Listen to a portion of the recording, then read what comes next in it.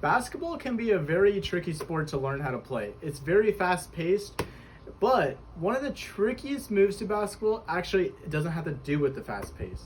It's actually called the free throw. The free throw is one of the most difficult parts of the sport.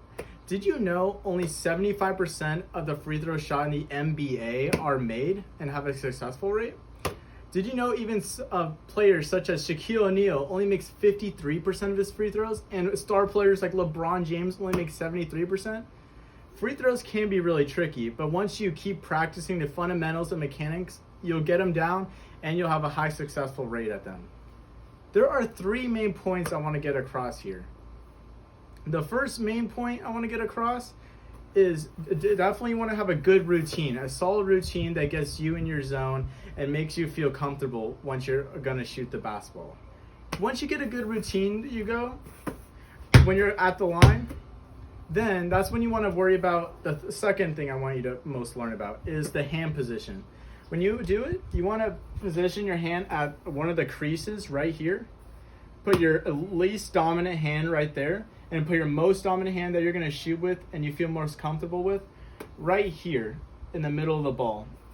I tend to want to do it on one of the creases. It just gives me more grip. So once you have that down, you're going to bend your knees and everything. And the third point I want you to worry about is the follow through. When you're actually shooting it, you should be keeping your arm straight up like this to really guide yourself to the basket. All right, so how I want you to do this is, so you're gonna find there's usually about a free throw line, or you can either, if your gym or a basketball hoop does not have one, then you go about 15 feet away from the basket. So you put your toe and align yourself away from the basket, and you find a comfortable routine you are comfortable with doing. This is mine that I typically do. I go 1, 2, 3, spin, and then give another dribble. And then I bend my knees. That makes me most comfortable and makes me get in the zone knowing I'm gonna shoot a free throw. And once I do that, I get my hand placement there. I put my least dominant hand on the side of the ball right here, and I put my most dominant hand right in the middle of it. And like I said before, I like to put on one of the creases because it gives me the best grip possible. So once I do that, I bend my knees, because when you shoot a free throw, it generates the whole body. It's a whole motion. So you want to bend your knees, and you want to look at the basket to make sure you're going to, because you want to know you're going to make that in. So you look at the basket, and then once you start to rise up, use power from up there.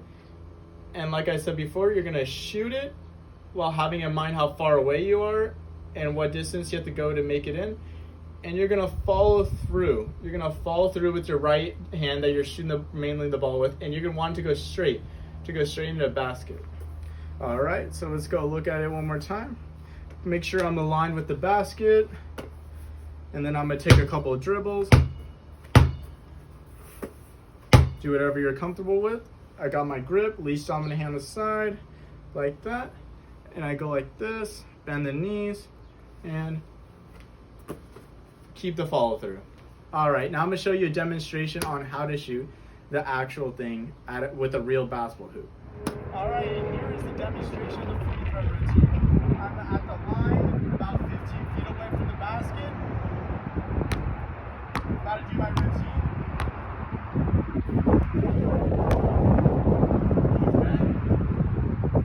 Follow through.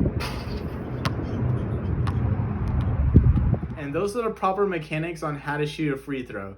But of course, it does take a lot of practice and effort to really get those down.